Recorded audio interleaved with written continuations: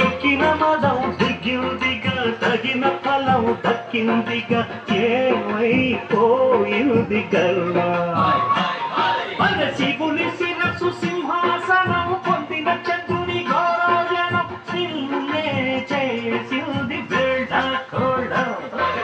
ఎక్కిన మదం దిగిందిగా తగిన ఫలం దక్కిందిగా ఏమైపోయింది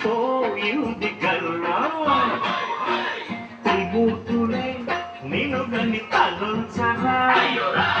నిరంతరం మహిమను కీర్తించగా